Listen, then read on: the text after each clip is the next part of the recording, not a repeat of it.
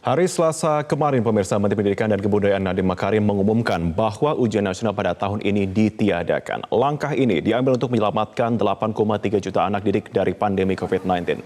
Lantas bagaimana mekanisme kelulusan untuk tahun ini? Data dan faktanya akan disampaikan rekan Dade Salampesi dari Newsroom Metro TV. Dade, silakan pemaparannya. Ya, Marvin dan juga pemirsa, sebenarnya ujian nasional ini masih akan diselenggarakan untuk tahun ini kalau tidak ada COVID-19. Dan mulai tahun depan sudah tidak ada. Tapi karena COVID-19 ini, kebijakan tersebut dicepatkan oleh pemerintah atau dimajukan sehingga mulai tahun ini tidak ada ujian nasional. Saya akan mengajak Anda untuk melihat sejarah dari ujian nasional yang ternyata dimulai pada tahun 1950, sekitar 5 tahun setelah Indonesia merdeka.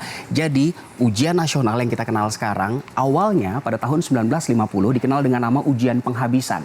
Ini berlaku sekitar 15 tahun dari 1950 sampai 1965. Pada saat itu materi ujian dibuat Departemen Pendidikan, Pengajaran dan Kebudayaan, artinya ada sentralisasi di pemerintah pusat. Lalu soal-soal ini disebar ke seluruh daerah walaupun pada saat itu infrastruktur pendidikan di setiap daerah berbeda-beda. Lalu di tahun 1965 sampai 1971 namanya berubah lagi menjadi ujian negara. Waktu dan materi ujiannya ditentukan pemerintah pusat. Masih ada sentralisasi di sini, pemirsa. Tujuannya untuk menentukan kelulusan. Kalau Anda dinyatakan lulus dari ujian negara, maka Anda bisa melanjutkan ke jenjang berikutnya di lembaga negeri. Sementara kalau Anda tidak lulus ujian negara, maka Anda harus melanjutkan ke jenjang berikutnya, entah itu SMP, SMA maupun perguruan tinggi dari lembaga swasta. Dan di tahun 1972, sistem pendidikan atau ujian nasional ini berganti lagi menjadi ujian sekolah. Ini berlangsung sekitar 6 tahun dari tahun 72 sampai 79.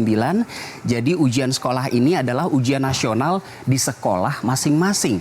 Pemerintah pusat hanya menyusun pedoman dan panduan ujian nasional yang bersifat umum. Di fase inilah sentralisasi dari ujian nasional mulai berkurang. Tapi belum sampai di sini, pemirsa. Kita lihat bagaimana dengan ujian nasional di tahun 1980-an. Karena di tahun 1980 sampai tahun 2001 kita mengenal yang namanya EBTANAS, evaluasi belajar tahap akhir nasional. Tujuannya di sini lebih kepada untuk mengendalikan, mengevaluasi dan mengembangkan mutu pendidikan secara nasional. Jadi untuk EBTANAS ini pihak sekolah berkoordinasi dengan pemerintah pusat. Sementara yang satu lagi EBTA, evaluasi belajar tahap akhir, pihak sekolah berkoordinasi dengan pihak provinsi. Jadi prinsipnya dalam EBTANAS ini yang ditetapkan atau diberlakukan pada 1980 sampai 2001, kelulusan siswa ditentukan oleh sejumlah kombinasi hasil. Ada 3 indikator untuk kelulusan. Yang pertama hasil EBTA, yang kedua hasil EBTANAS, dan juga nilai ujian harian pada rapor. Artinya pada fase ini proses belajar siswa selama kurang lebih 3 tahun untuk SMP dan SMA ikut diperhitungkan.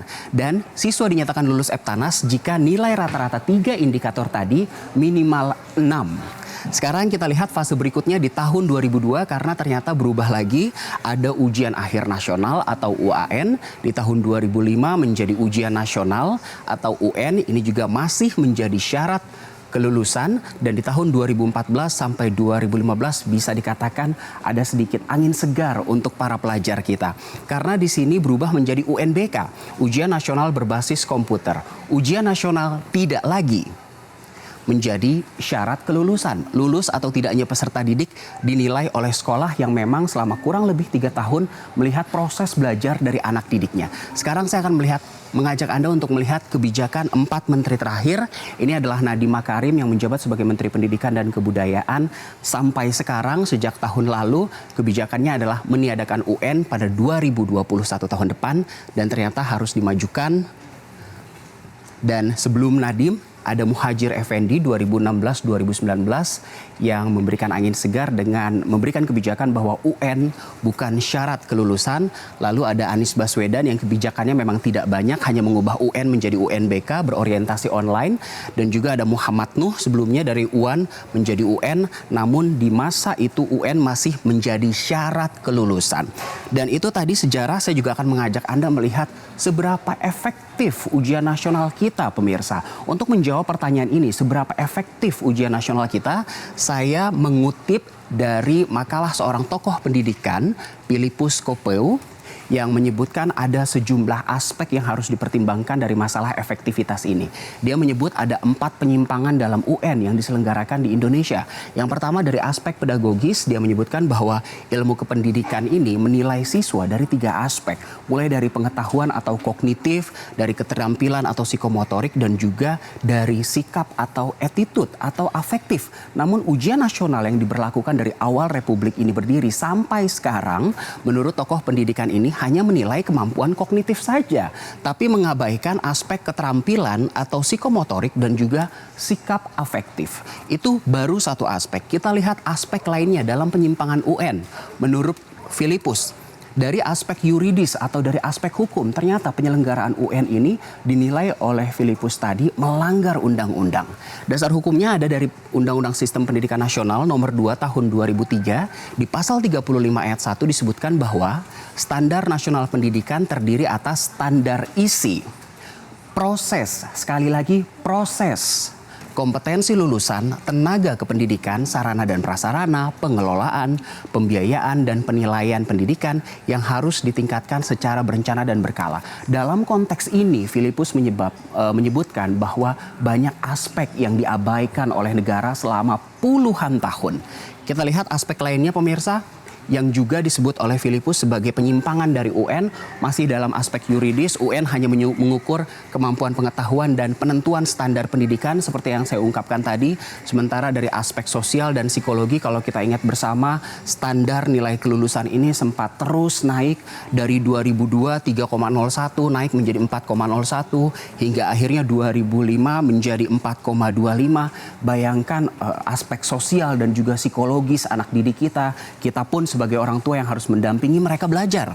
Dan juga aspek ekonomi, karena APBN, anggaran untuk ujian nasional ini sempat mencapai 260 miliar rupiah hanya untuk penyelenggaraan ujian nasional yang diberlangsungkan selama 3 hari saja atau bahkan cuma seminggu. Sekarang kita lihat lagi, pemirsa, ada informasi apa. Di akhir tahun lalu pada Desember 2019, Nadiem Makarim, Menteri Pendidikan dan Kebudayaan, pada saat menemui seluruh kepala dinas pendidikan seluruh Indonesia ini sempat mengatakan bahwa penyelenggaraan UN 2021 akan diubah menjadi asesmen atau penilaian kompetensi minimum dan survei karakter yang terdiri dari kemampuan bernalar menggunakan bahasa atau literasi, saya garis bawahi di sini, kemampuan bernalar menggunakan matematika atau numerik, dan penguatan pendidikan karakter. Nadiem mengeluarkan satu ide bahwa merdeka belajar. Apa itu merdeka belajar? Dan yang menjadi pertanyaan juga setelah UN dia tiadakan, lalu bagaimana menentukan kelulusan anak-anak kita, siswa-siswi kita di tahun 2020 ini? Jadi asesmen kompetensi minimum dan survei karakter hanya diberlakukan untuk semua yang ada di tingkatan menengah atau kelas 4 untuk SD, kelas 8 untuk SMP, dan kelas 11 untuk SMA dengan harapan mendorong guru dan sekolah memperbaiki mutu pembelajaran. Artinya dari hasil uji kompetensi ini masih ada waktu 1 tahun untuk memperbaiki itu semua dengan catatan bahwa hasil asesmen ini bukan untuk basis seleksi ke jenjang selanjutnya. Kita lihat lagi sejauh ini pemerintah dalam hal ini Kementerian Pendidikan dan juga komisi di DPR bidang pendidikan yaitu Komisi 10 masih membahas setelah UN ditiadakan tahun ini opsi apa yang akan diambil.